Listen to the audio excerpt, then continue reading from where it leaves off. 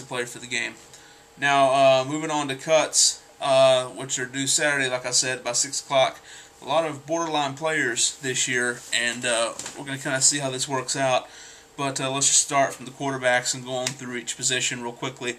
Quarterbacks, Matt Moore, Jimmy Clausen for sure making the team. That's your number one, number two.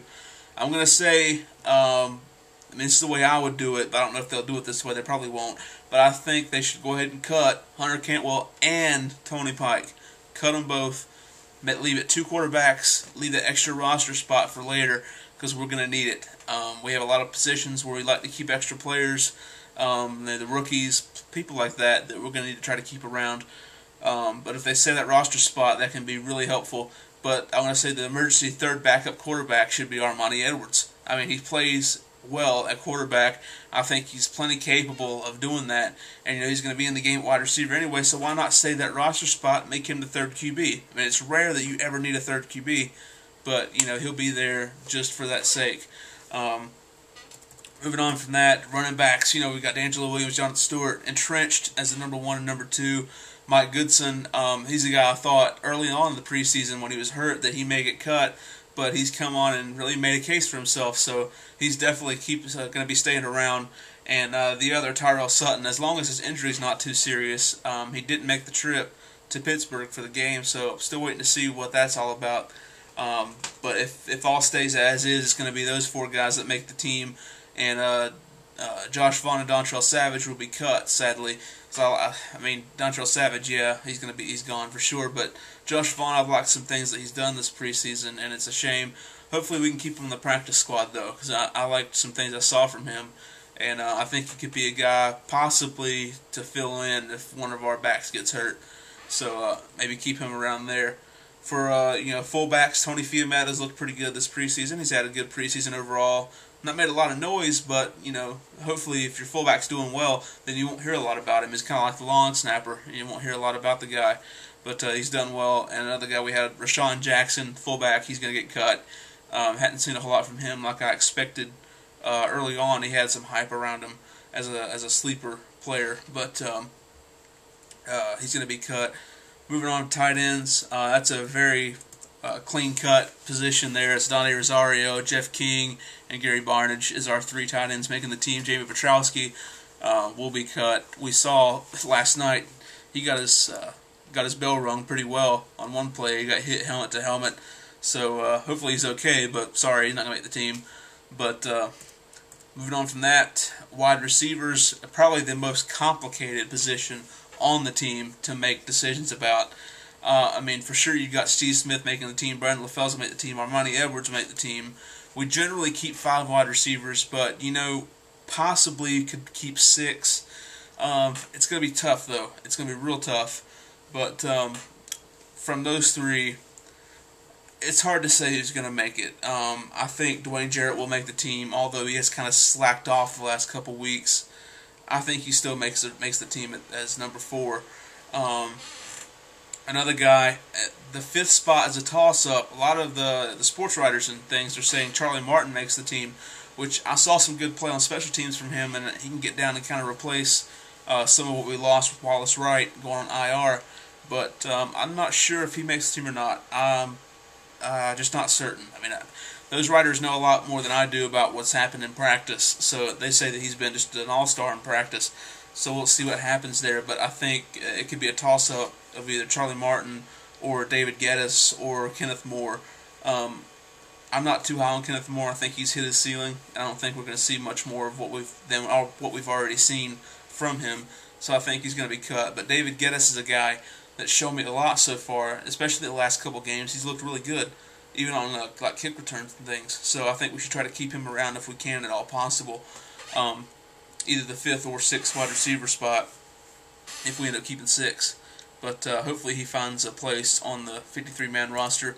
Offensive linemen, got Jordan Gross, Travell Wharton, Ryan Khalil, Jeff Otah. Those guys definitely making it. The right guard spot's probably going to be taken by Mackenzie Bernardo.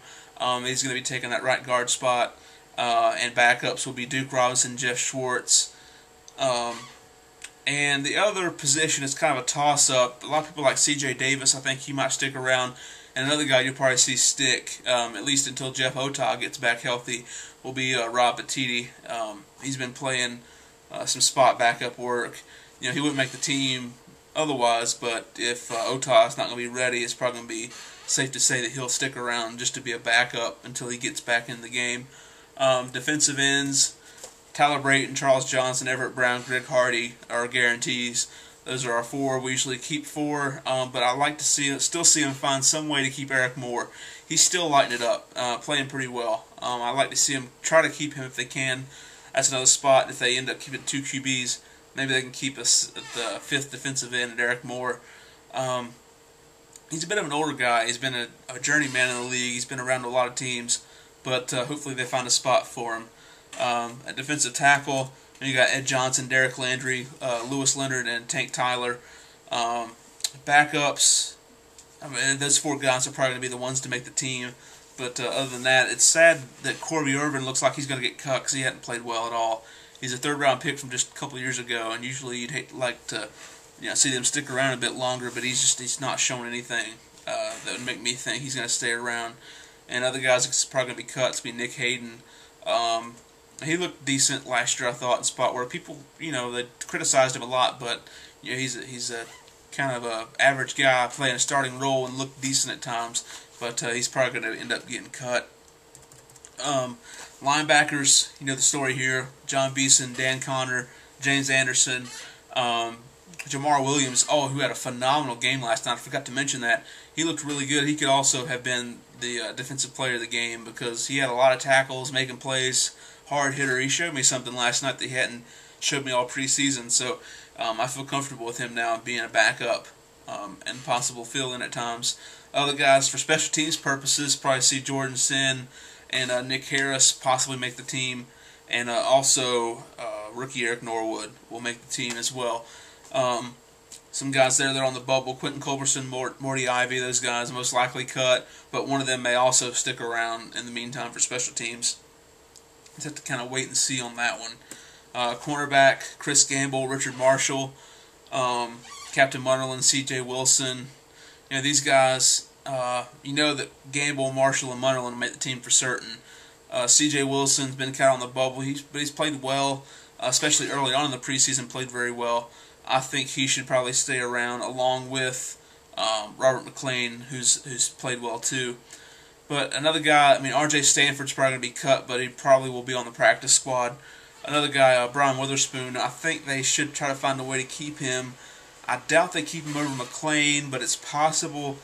He's got some kick return ability, plus he had those 2 interceptions in the Titans game. He's looked good at times. I think they should try to find a way to keep him, if at all possible. He's made a case. And real quickly, run out of time here, but safeties, Sherrod Martin, Charles Godfrey, those guys are going to be our starters. And from there, we've got Marcus Hudson, who should make the team, along with Jordan Pugh, the rookie from Texas A&M. He definitely should be on the team. They're talking a lot about him as possibly a future starter.